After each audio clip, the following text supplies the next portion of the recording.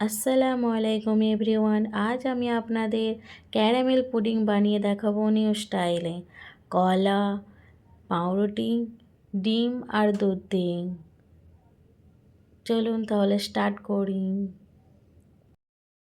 আমি নিয়ে নিয়েছি দুটো কলা, দুটো ডিম, ভালো করে ম্যাশ করে নেব।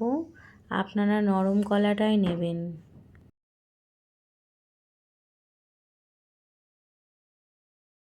দেখুন এভাবে ম্যাশ করে নেবেন। আমি 3টি পাউরুটি নেব।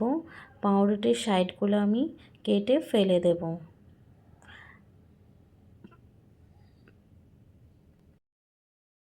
পাউরুটির মাঝখানে সাদা অংশগুলোই নেব।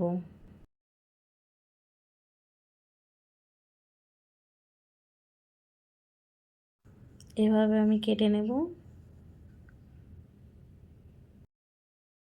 এবারে আমি কলা, ডিম আর পাউরুটি দিয়ে ভালো করে পেস্ট বানিয়ে নেব একটা। দেখুন এইভাবেই পেস্টটা হবে।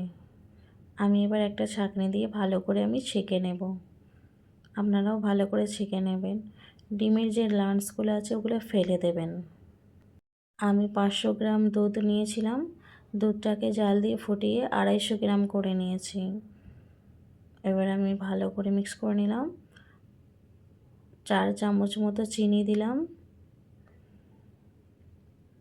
1 চামচ ভ্যানিলা এসেন্স দিলাম। ভালো করে ভ্যানিলা এসেন্সটা দিয়ে ভালো করে মিক্স করে নেবেন। এবার আমি ক্যারামেল করব, তাই জন্য চিনি নিয়ে নিলাম হাফ কাপ। এভাবে নাড়িয়ে নেবেন।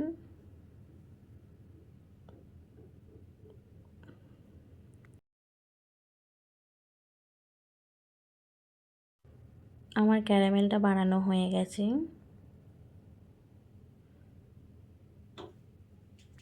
আমি একটা পাতিলে নিয়ে নিলাম ক্যারামেল। ভালো করে ক্যারামেলটা এভাবে ঘুরিয়ে ঘুরিয়ে ক্যারামেলটা সেট করে নেবেন। দেখুন আমার ক্যারামেলটা বসে গেছে। তো এবার আমি দুধের মিশ্রণটা দিয়ে দেব।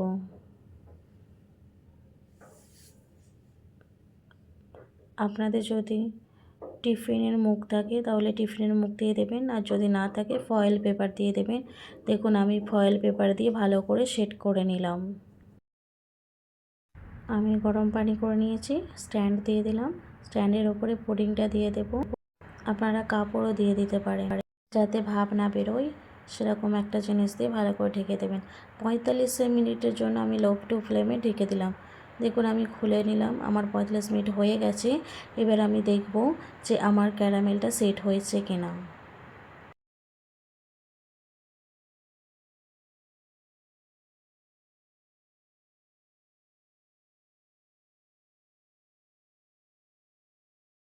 ক্যারামেলটা সেট হয়েছে কিনা আমি একটা কাঠি দিয়ে দেখে নেব। দেখুন আমার ক্যারামেলটা সেট হয়ে গেছে। আমি 2 ঘন্টার জন্য ফ্রিজে দিয়ে দেব। ফ্রিজ থেকে বার করে নিয়েছি। এবার আমি একটা ছুরির সাহায্যে সাইডগুলো ভালো করে ছাড়িয়ে নেব।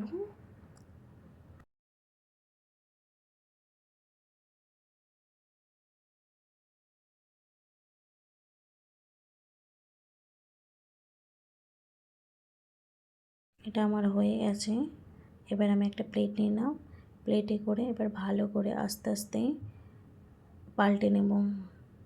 দেখুন আপনারাও এভাবেই পাল্টে নেবেন।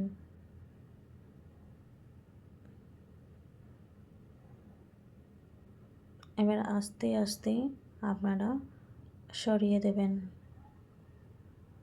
দেখুন মাশাআল্লাহ কত সুন্দর হয়েছে। দেখুন আমার ক্যারামেলটা। আমি যে টিপসগুলো দিয়েছি ওই টিপসগুলো ভালো করে দেখে দেখে করবেন। তো আপনাদের ক্যারামেল পুডিং একদম পারফেক্ট হবে, আর সফট হবে, নরম হবে, একদম জুসি লাগবে। খেয়ে দেখবেন। দেখুন আমি একটা প্লেটে সার্ভ করে নিচ্ছি।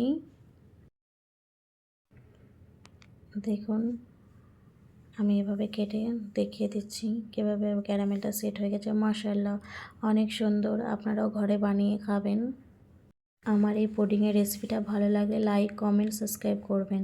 আল্লাহ হাফেজ।